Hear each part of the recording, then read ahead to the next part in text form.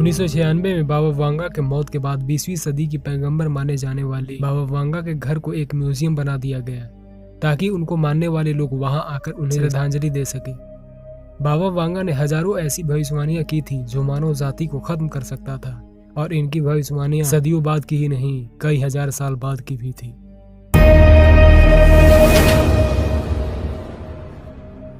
अगर हम बाबा वांगा की भविष्यवाणियां देखें तो वह काल्पनिक साइंस फिक्शन फिल्म जैसी लगती है। बाबा वांगा ने कई बार अपनी बातों से यह बताने की कोशिश की है कि इस दुनिया में कई बार बड़ी मुसीबतें आएगी, कई बार उसका उत्थान भी होगा, पतन भी होगा। उनका मानना था कि जब तक हमें परग्रही नहीं मिल जाते तब तक यह संतुलन नहीं बन सकता। पृथ्वी पर रहने वाले अकेले इंसान ऐसा नहीं कर पाएगा।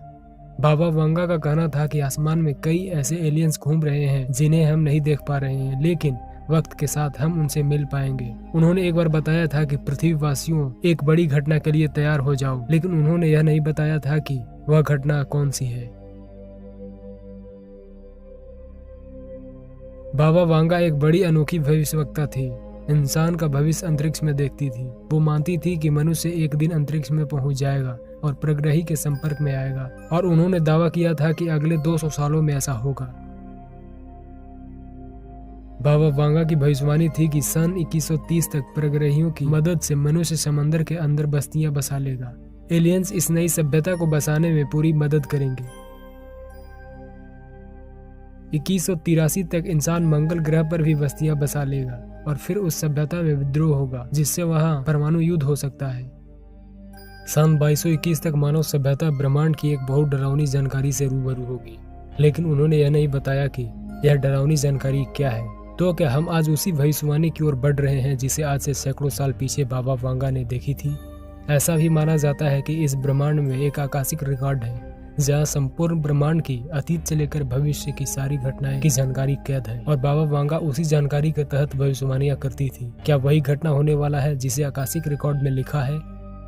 अमेरिका 2033 तक इंसान को मार्स पर ले जाने की तैयारी कर रहा है। नासा के अधिकारी सरकार की तरफ से सिग्नल मिलते ही तैयारी शुरू कर दी। उन्होंने बताया कि हम इस लक्ष्य को कैसे पूरा करेंगे।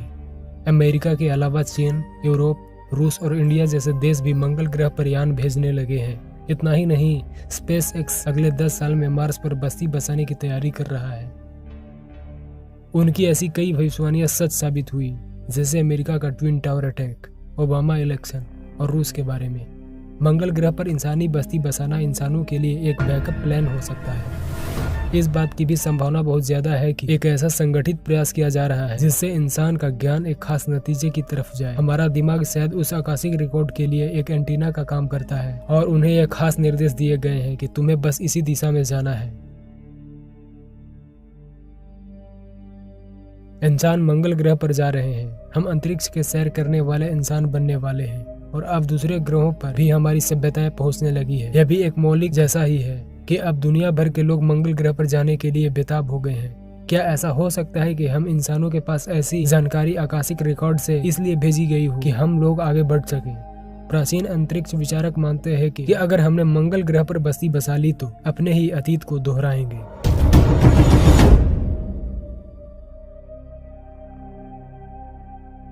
डॉक्टर जॉन ब्रैंडेनबर्ग ने 2014 में जर्नल ऑफ कॉस्मोलॉजी के एक लेख में लिखा, बाबा वांगा ने मंगल ग्रह पर जिस परमाणु घटना की बात कही है वह एक बार पहले भी हो चुकी है।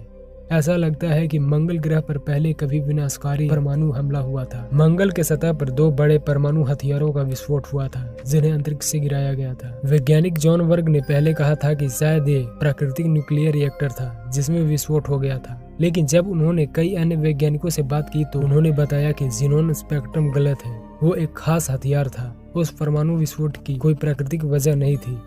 सबूतों से यही लगता है कि काफी अतीत में मंगल ग्रह पर परमाणु युद्ध हो चुका है। इससे यह भी पता चलता है कि मानव सभ्यता से जुड़ी घटनाएं बार बार होती रहती है, और हम वहां जाकर अपने कदमों के निशान ढूंढते रहते हैं। ऐसा लगता है हमारा भूत, भविष्य और वर्तमान पहले ही हो चुका है, और अगर ये बात सही है तो हम एक ऐसे सिस्टम को देख रहे हैं जो खुद को बार बार दोहराता है, और यह सब कुछ एक स्क्रिप्ट जैसा लगता है, एक कंप्यूटर कोड जैसा। इससे यह बात भी समझ में आती है कि हमें उस जानकारी से ही निर्देश मिल रहे हैं, वही हमारे व्यवहार को निर्देश दे रही है। बाबा वांगा की भविष्यवाणियां ऐसी लगती है जिनके जरिए लोग उस भविष्य की ओर बढ़ रहे हैं जो कुछ मायनों में हमारा अतीत था। ऐसा लगता है जैसे यह सब एक विशाल खगोलीय स्क्रिप्ट का हिस्सा है और हम उसी का पालन कर रहे हैं। और कोई ऐसी परग्रही शक्ति है जो चाहती है कि हम उसी स्क्रिप्ट के अनुसार चलें। क्या यह संभव है कि आकाशिक रिकॉर्ड में एक स्क्रिप्ट भी है, एक खगोलीय कंप्यूटर कोड की तरह, और इंसान उसी के मुताबिक काम कर रहे हैं? आपको क्या लगता है? तो आज का वीडियो इतना ही तक। इस वीडियो को लाइक कीजिए, शेयर कीजिए और इस चैनल को सब्सक्राइब जरूर करें। धन्यवाद।